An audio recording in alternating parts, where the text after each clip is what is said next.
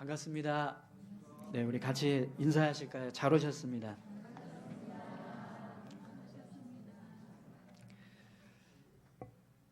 네, 오늘 주보에는 빠졌는데 이따 예배 끝나고 다 가시지 마시고 식사하고 가십시오. 네, 제가 9월 달부터 다시 이제 한 달에 한 번씩 식사하는 그걸 다시 이제 회복했습니다. 네, 그래서 이번 달 이제 마지막 주여서 식사를 이제 사여전도에서 준비해 주시고 계신데요. 여러분 같이 함께 식사하시고 그리고 이렇게 가시면 되겠습니다. 그리고 특별히 또 오늘 식사를 또 이재익 장로님 가정에서 준비해 주셨습니다. 같이 이렇게 나눌 때 또 기쁜 마음으로 함께 나누셨으면 좋겠습니다.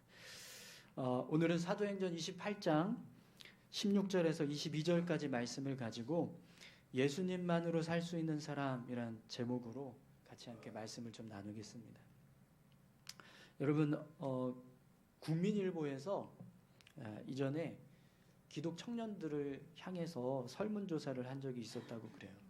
근데 그때 한 청년이 이런 이제 이 설문의 내용을 작성했다고 합니다. 예수님 없이는 살 수 없지만 예수님만으로는 못 살겠습니다. 여러분, 예수님 없이 살 수 없지만 예수님만으로는 못 살겠다. 이 말은 결국 예수님만으로는 부족하다라는 뜻입니다.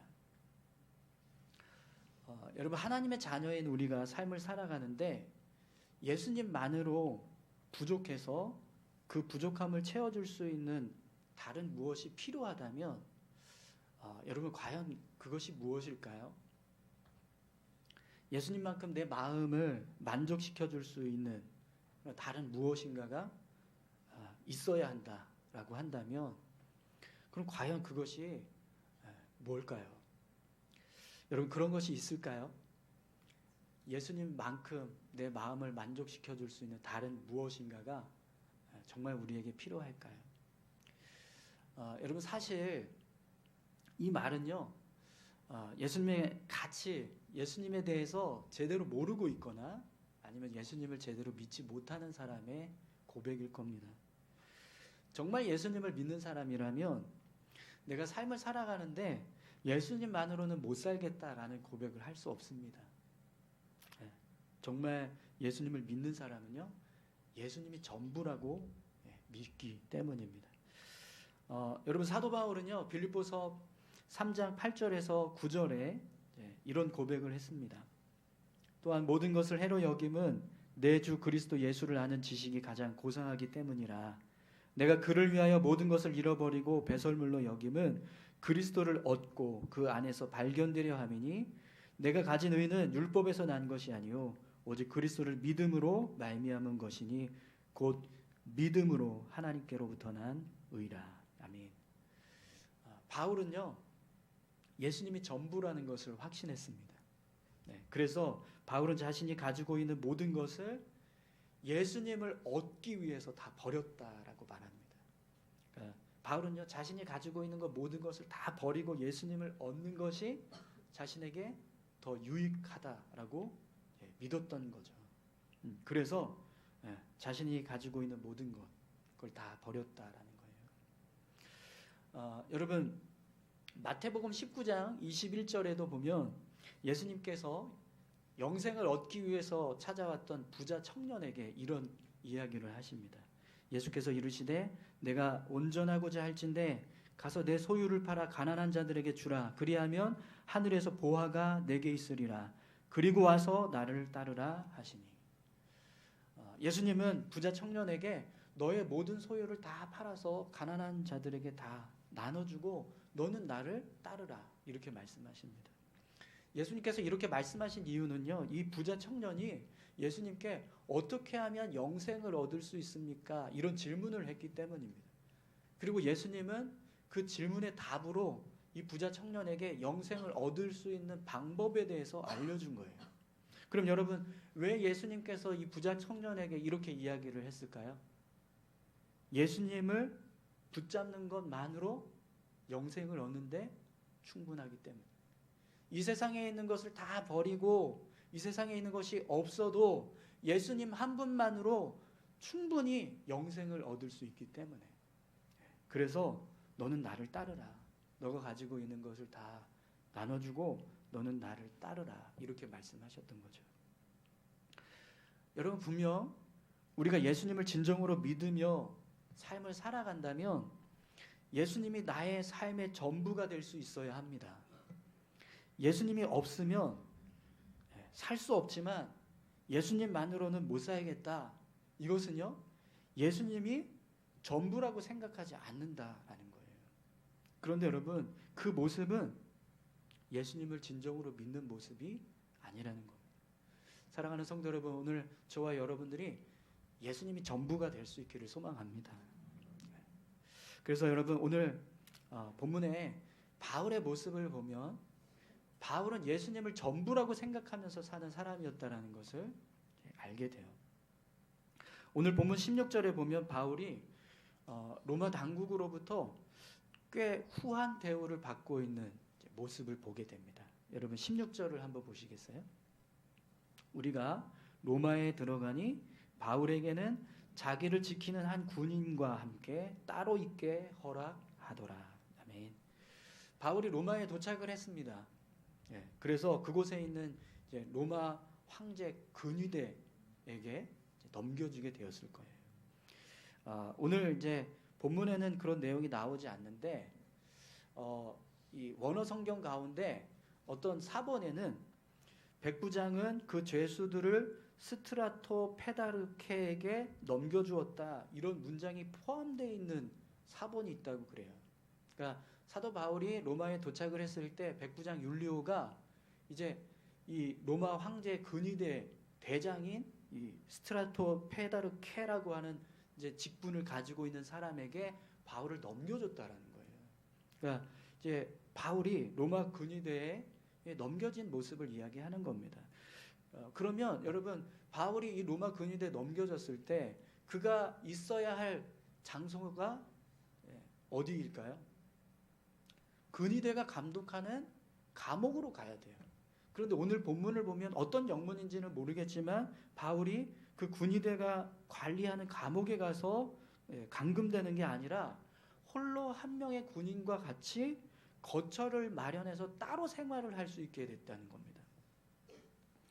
여러분, 분명히 이 모습은요, 바울이 로마 근위대에게 특별한 대우를 받고 있는 모습인 거예요. 그러면 어떻게 해서 바울이 이런 대우를 받게 되었을까요? 그 이유는 뭐 분명합니다. 그동안 바울이 로마로 향하는 동안 했던 일들, 그 일들을 통해서 이런 대우를 받게 되었다라는 것을 우리가 짐작할 수 있어요. 가이사랴에서 출발할 때 베스도 총독이 쓴 서신에 보면 분명히 바울은 죄가 없습니다. 그럼에도 불구하고 그가 로마로 가겠다고 항소했기 때문에 이렇게 로마에 오게 된 겁니다. 뭐 이런 내용들의 서신을 기록했을 겁니다. 그리고 같이 함께 바울을 호송했던 백부장 율리오는 그동안 바울이 했던 이야기들을 다 했을 거예요. 뭐 가이사랴부터 출발해서 유라굴로 광풍을 만나고 또 멜리데 섬까지 어떻게 들어갔었는지, 그때 멜리데 섬에 들어가는 과정에서 바울이 어떤 일들을 했었는지, 멜리데 섬에서 바울 때문에 자신들이 3개월 동안 어려움 없이 생활을 할 수 있게 되었고 또 무사히 로마를 향한 여정을 다시 시작할 수 있게 되었다라는 이야기들을 쭉 했을 거예요. 그러니까 그 이야기들을 봤을 때 이건 뭐 바울 아니었으면 로마 군인들이 다 죽을 수밖에 없는 그런 상황이었던 겁니다. 그러니까 바울은 로마 군인들을 살려준 공이 있는 거예요. 그러니까 그런 공들을 다 이야기하면서 바울에 대해서 긍정적으로 보고를 했던 거죠. 그러니까 이제 황제 근위대장이었던 사람도 그 이야기를 듣고 바울을 그냥 똑같은 죄수처럼 대하는 게 아니라 특별하게 대우를 했다라는 거예요. 그래서 근위대가 감독하는 감옥에 갇히게 하는 게 아니라 따로 거처를 마련해서 군인과 함께 한 사람의 이제 감독자와 함께 따로 생활을 할 수 있게 되었다라는 거죠. 자, 이렇게 지금 바울이 특별한 대우를 받아서 이제 거처를 마련하고 로마에 거주하게 되었습니다. 근데 그 이후에 17절 이후부터 이어지는 내용을 보시면 바울은요, 거처를 마련하자마자 로마에 있는 유대인들 중에서 높은 사람들을 초청해서 그들과 만남을 갖는 모습을 보게 돼요. 여러분 17절에서 19절까지 말씀을 보겠습니다. 사흘 후에 바울이 유대인 중 높은 사람들을 청하여 그들이 모인 후에 이르되 여러분 형제들아, 내가 이스라엘 백성이나 우리 조상의 관습을 배척한 일이 없는데 예루살렘에서 로마인의 손에 죄수로 내준 바 되었으니 로마인은 나를 신문하여 죽일 제목이 없으므로 석방하려 하였으나 유대인들이 반대하기로 내가 마지못하여 가이사에게 상소하며 내 민족을 고발하려는 것이 아니니라. 아멘. 본문을 보시면 여러분 사흘 후에 바울이 유대인 중 높은 사람들을 청하여 그들이 모인 후에 이룬 말씀이 있습니다. 이 사흘이라는 시간은 바울이 거처를 마련하고 난 이후에 흘러간 시간을 의미하는 거거든요. 그러면 여러분 한번 생각해 보세요. 바울이 이 로마로 오기까지 걸린 시간들은요, 수개월.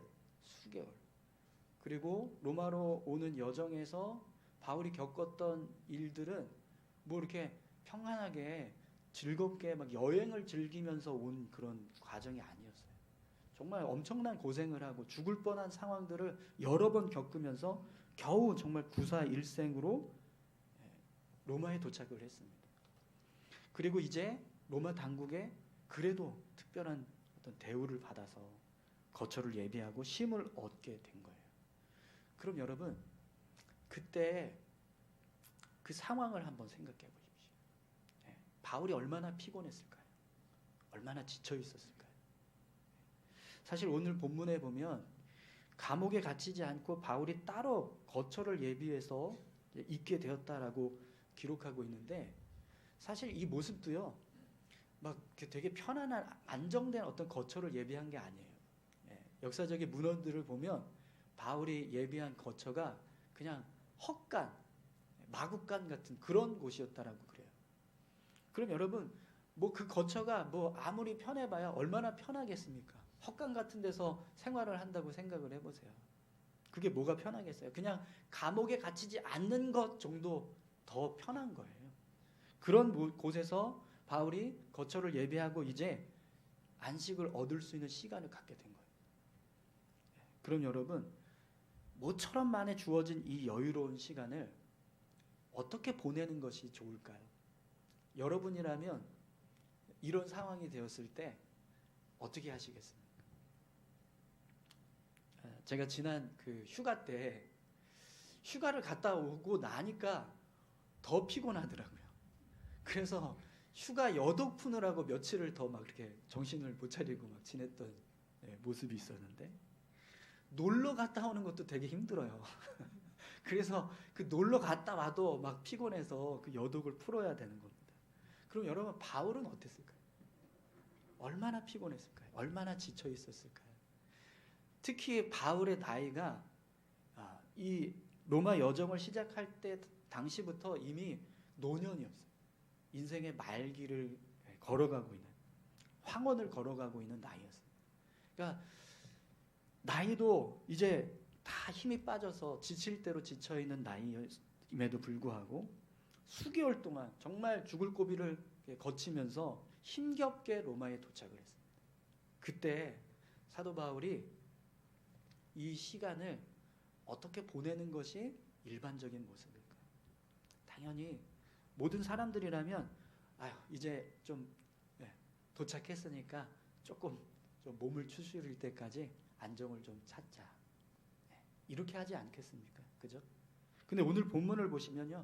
3일 만에 다시 로마에 있는 유대인들을 초청해서 그들을 만나는 모습을 보게 돼요. 그러니까 바울은요. 3일 만에 그동안에 모든 쌓여있던 여독을 풀었다라는 거예요. 그럼 여러분 3일 동안 그게 다 풀릴 수 있을까요? 적어도 제 생각 같으면 한 달은 좀 쉬어야 되지 않을까 싶어요.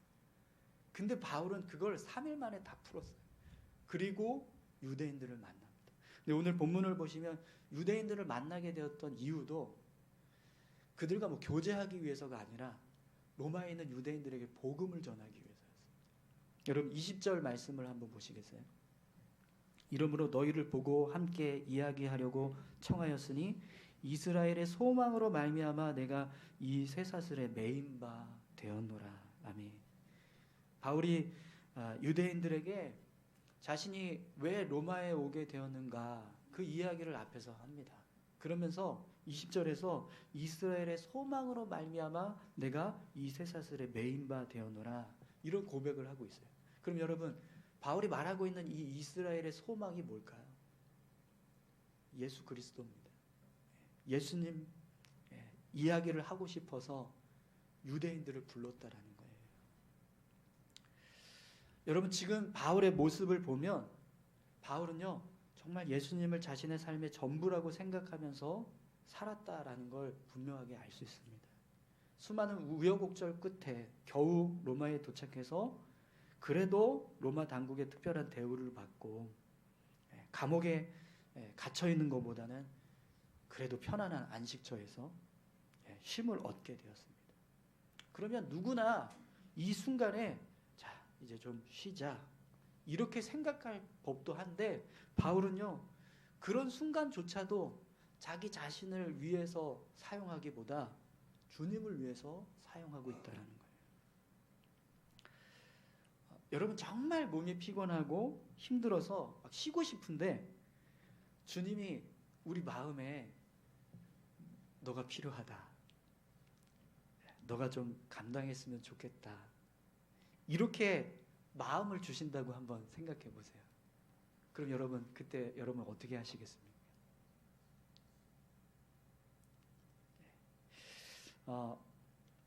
그동안 여러분 삶을 살아오시면서 분명 그런 순간들이 있었을 거예요.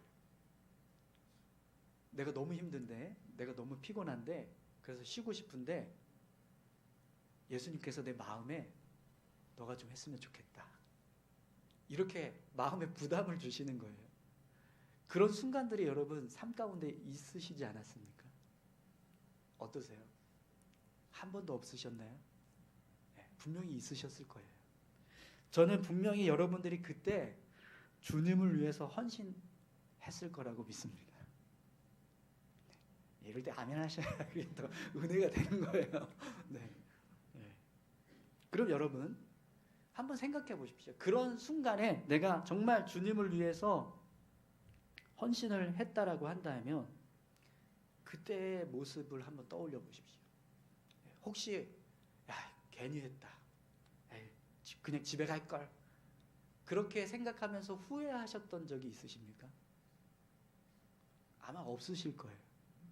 오히려 야 내가 집에 갔으면 정말 후회할 뻔했다. 이렇게 생각하셨을 겁니다. 나오길 잘했다. 헌신하길 잘했다. 이렇게 생각하셨을 거예요. 왜냐하면 주님을 위한 일이었기 때문에 그런 겁니다. 주님을 위한 일이 기쁨이 되는 거죠. 예수님을 전부라고 생각하는 사람의 마음에는요 그렇게 주님을 위해서 헌신하는 것에 대해서 기쁨이 있다는 거예요. 주님을 위해서 희생하는 것이 희생이라고 생각하지 않는다라는 거죠. 예수님도 나를 위해서 생명을 내어주셨는데 내가 뭔들 못하겠느냐. 주님을 위해서라면 내가 무슨 주저할 것이 있겠는가. 예수님을 전부라고 생각하는 사람은 이렇게 고백하면서 삶을 살아간다는 겁니다. 사랑하는 성도 여러분, 오늘 저와 여러분들이 바로 그런 믿음의 고백을 가지고 삶을 살아가실 수 있기를 소망합니다. 주님, 당신께서 나를 위해서 생명을 내어주셨는데 어찌 제가 주님을 위해서 제 삶을 내어드리지 못하겠습니까? 이런 믿음의 고백을 하면서 살아갈 수 있기를 소망합니다. 또 여러분 오늘 본문에서 바울이 고백하는 고백을 보면 바울은 정말 예수님을 전부라고 생각하면서 사는 사람이라는 것을 분명하게 알 수 있어요. 오늘 본문에서 유대인들을 초청하고 바울이 유대인들에게 예수님을 전하기 위해서 그들을 초청했다라는 이야기를 해요. 그런데 본문을 보시면 바울의 고백을 들은 유대인들이 뭐라고 대답을 하는가 여러분 보십시오. 21절 22절입니다. 그들이 이르되 우리가 유대에서 내게 대한 편지도 받은 일이 없고 또 형제 중 누가 와서 내게 대하여 좋지 못한 것을 전하든지 이야기한 일도 없느니라. 이에 우리가 너의 사상이 어떠한가 듣고자 하니 이 파에 대하여는 어디서든지 반대를 받는 줄 알기 때문이라 하더라. 아멘. 본문을 보시면 바울의 초청을 받은 유대인들이 우리가 유대에서 너에게 대한 편지도 받은 일이 없고 또 형제 중 누가 와서 내게 대하여 좋지 못한 것을 전한 이야기도 없느니라 이렇게 대답을 해요. 그럼 여러분 이 말은 지금 유대인들이 바울에 대해서 안다는 거예요? 모른다는 거예요? 모른다는 겁니다. 그죠? 그런데 여러분 이 말은요 거짓말이에요. 22절을 보시면 이들이 뭐라고 말하냐면 우리가 너의 사상이 어떠한가 듣고자 하니 이 파에 대하여는 어디서든지 반대를 받는 줄 알기 때문이라. 이게 무슨 말이에요? 바울이 전하려고 하는 복음에 대해서 알고 있고 또 예수 그리스도를 믿는 사람들에 대해서 알고 있다는 겁니다. 그것도 어떻게 알고 있는 거예요? 그들이 어디를 가든지 반대를 받고 있다라는 사실을 알고 있다는 겁니다. 그러니까 유대인들이 복음에 대해서 부정하고 있고 그리스도를 믿는 사람들에 대해서 반대하고 있다라는 사실을 로마에 있는 유대인들도 알고 있다라는 거죠. 예. 그럼 여러분 분명히 이들은요 바울을 알고 있는 겁니다. 예.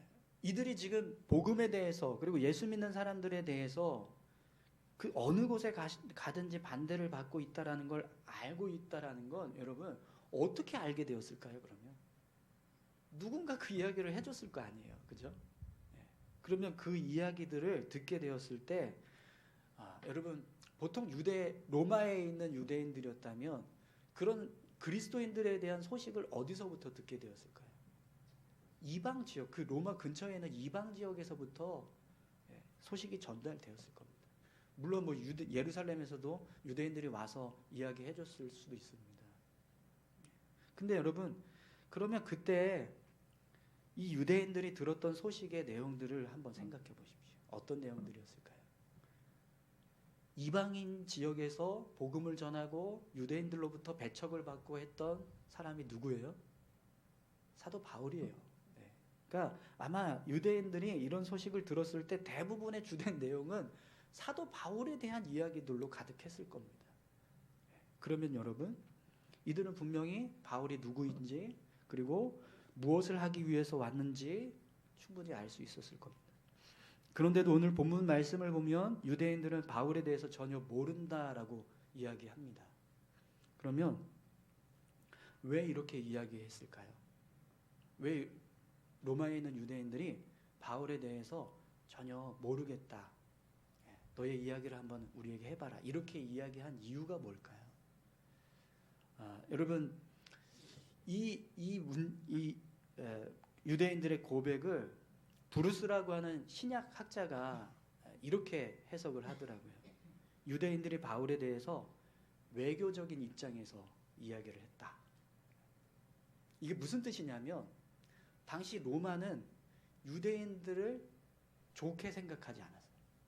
로마에 거주하고 있는 유대인들을 살갑게 생각하지 않았다는 거예요. 그래서 조금만 잘못하면 그냥 막 다 쫓겨나거나 추방당하거나 아니면 고난을 당하는 어려움을 당하는 일들이 있었다는 겁니다. 근데 실제로 여러분 로마 역사를 보면 로마 황제였던 네로가 이 불을 다 질러놓고 그리스도인들을 박해할 때 어떻게 했죠? 그리스도인들이 그렇게 불을 질렀다라고 다 뒤집어 씌워서 다 그렇게 순교당하게 하는 일들이 있었잖아요.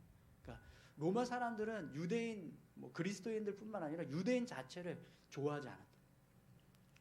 그래서 로마에 있는 유대인들이 자신들의 안위를 위해서 사도 바울과 적대적인 관계를 보여주지 않으려고 마치 우호적인 관계를 유지하는 것처럼 그렇게 대답을 했다라는 거예요.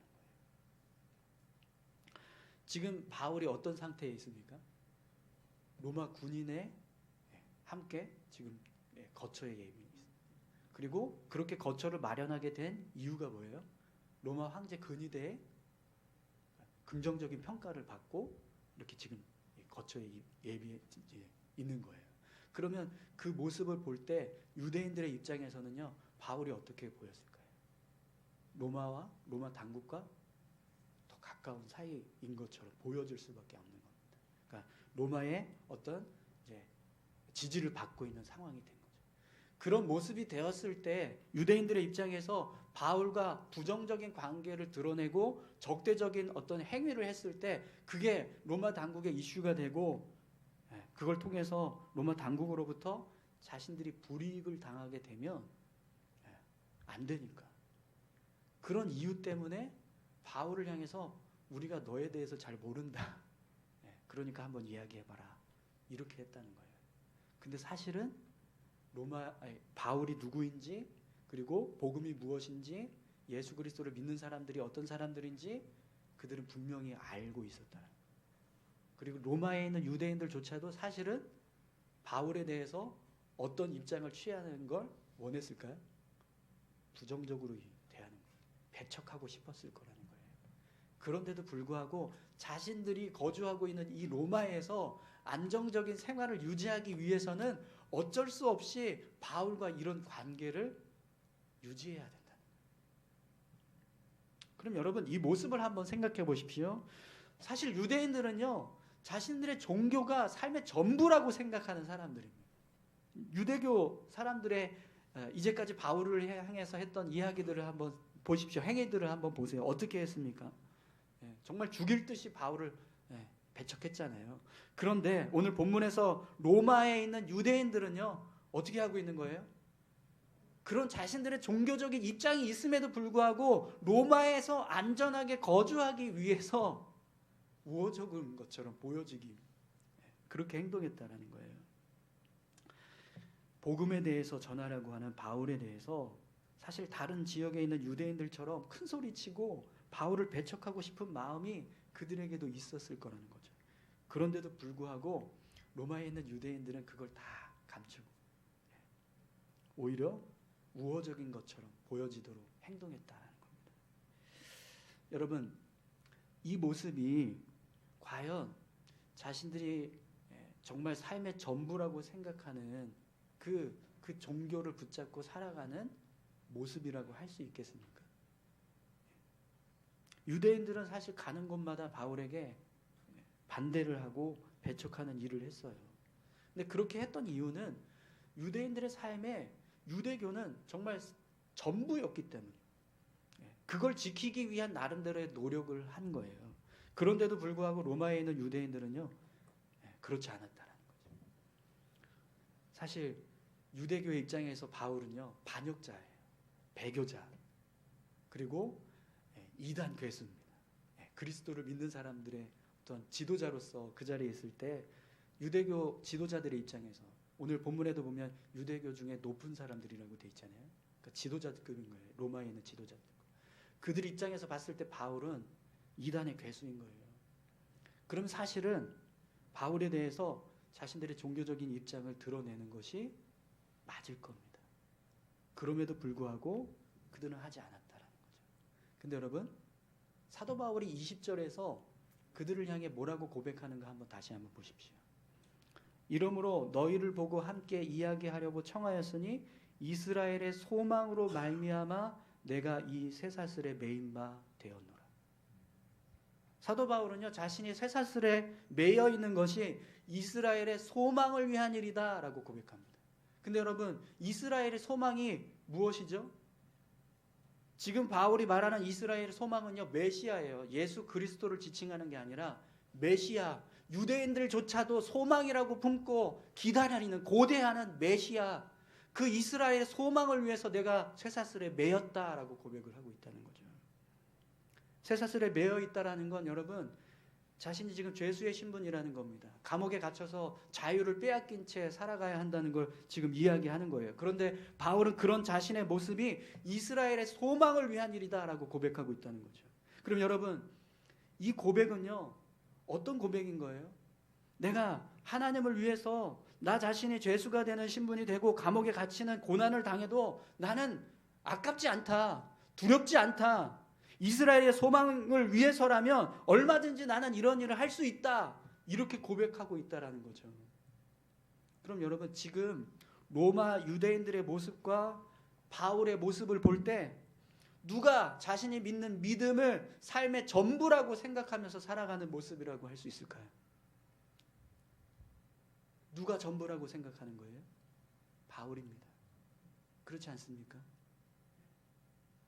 그저 자신들의 안정적인 삶을 위해서 유대교적으로 볼 때는 원수 같은 바울이고 정말 적대적으로 대하고 싶은 바울이지만 그럼에도 보니 그냥 외교적으로 우리 진리를 찾아야 되니까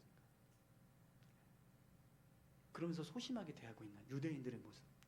그와 반대로요, 바울은 나는 예수님을 위해서라면 쇠사슬에 매이는 것도 두렵지 않다.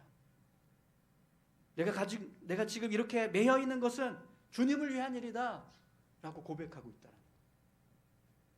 사랑하는 성도 여러분, 예수님을 전부라고 생각하는 사람은요, 예수님을 위한 일에 두려울 것이 없습니다. 예수님을 전부라고 생각하는 사람은 예수님을 위한 일이라면 아까울 것이 없어요. 여러분, 쇠사슬에 매여 있는 것이 뭐가 대단한 일이겠습니까? 그게 자랑거리라고 할 수 있을까요?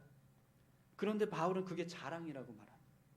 내가 쇠사슬에 매여 있다. 근데 이게 나는 자랑이다라는 거예요. 왜요? 주님을 위한 일. 이스라엘의 소망 되신 주님을 위한 일이기 때문에. 사랑하는 성도 여러분, 주님 때문에 내가 고난을 당하는 것이 자랑거리가 된다는 걸 믿으십니까? 주님 때문에 내가 다른 사람들보다 더 많은 희생과 섬김을 해야 할 때 그 모습이 기쁨이 된다는 걸 믿으십니까? 이렇게 좀 아멘을 하실 거면 좀 이렇게 분명하게 하세요. 네, 억지로 하지 마시고요. 마음에서 나오는 대로 하십시오. 여러분, 정말 우리가 용서하지 못할 만한 그런 미워하는 사람이 있습니다. 그런데 주님 우리에게 뭐라고 말씀하세요? 원수도 사랑하라고 말씀하시잖아요. 그래서 내가 그 말씀 때문에 원수도 사랑했다. 그게 기쁨이 되고 영광이 된다는 걸 여러분 믿으세요? 바울이 지금 이스라엘의 소망으로 말미암아 내가 이 쇠사슬에 매인 바 되었노라 라고 고백하고 있는 이 고백이 바로 이 질문들에 네 그렇습니다 라고 답한 거예요. 그것과 똑같은 모습인 겁니다. 사랑하는 성도 여러분, 예수님이 삶의 전부라는 것을 믿으십니까? 여러분, 예수님이 삶의 전부가 되고 계신가요? 정말 예수님이 내 삶의 전부가 된다면 오늘 저와 여러분들도 바울과 같은 모습으로 삶을 살아가실 수 있기를 소망합니다. 아무리 힘들고 어려워도 주님을 위한 일인데 뭘 주저하겠냐? 무엇을 아까워하겠냐? 쇠사슬에 매이는 모습조차도 나는 기쁘다. 주님을 위해서 하는 것이니까. 이렇게 고백하면서 살아가는 저와 여러분들이 다 되셨으면 좋겠습니다. 우리 같이 함께 찬양하시겠습니다. 우리 찬송가 549장인데요.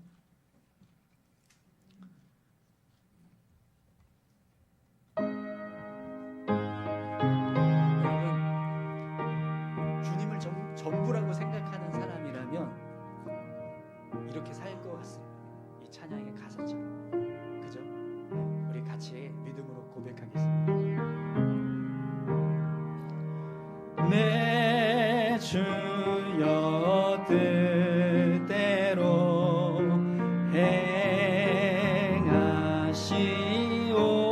행하시옵소서.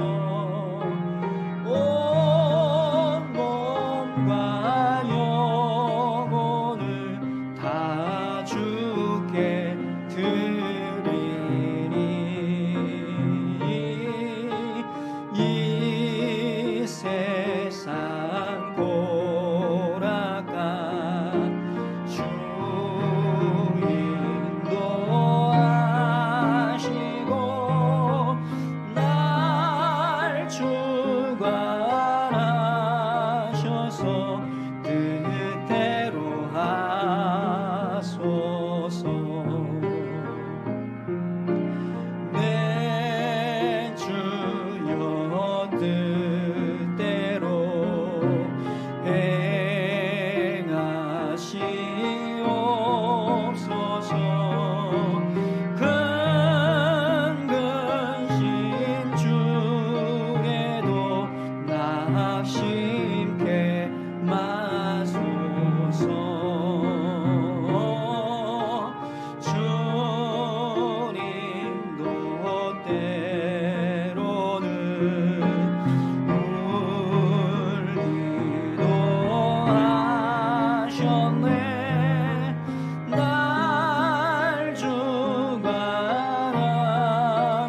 주옵소서. 뜻대로 하소서.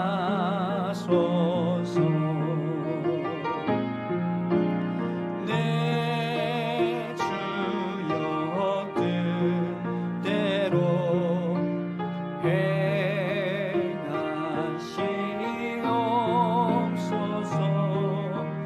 내 모든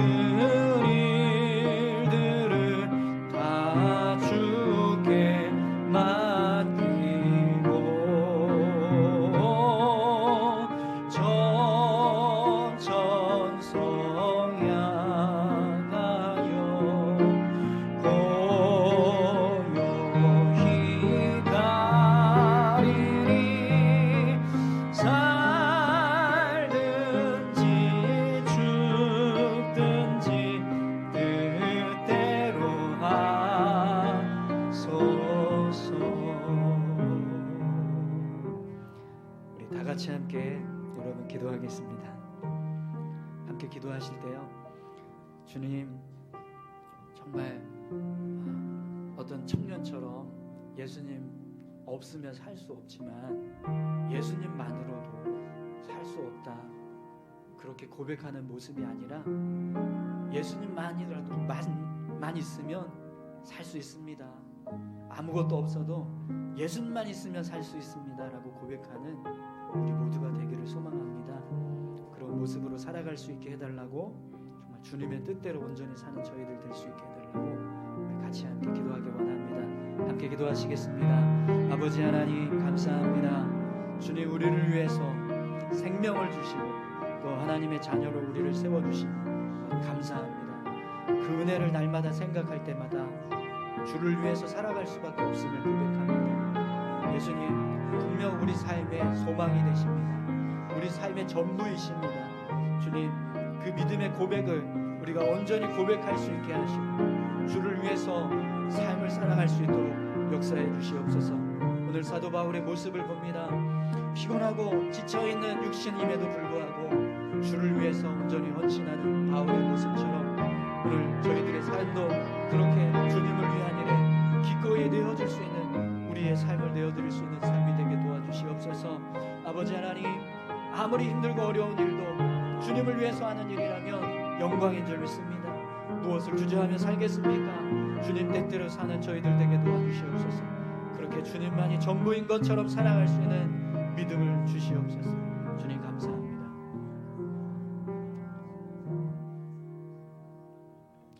하나님 아버지, 우리의 생명 되시고 또 우리의 삶의 주인 되시는 주님을 붙잡기 원합니다. 그 주님이 우리의 삶의 전부임을 믿습니다. 그 주님을 붙잡고 온전히 믿음의 삶을 살아가는 저희들 되게 하여 주옵소서. 오늘 특별히 바울의 모습을 보았습니다. 주님, 바울과 같이 주님, 저희들도 그렇게 삶을 살아갈 수 있도록 인도해 주옵소서. 감사드리며 예수님의 이름으로 기도합니다.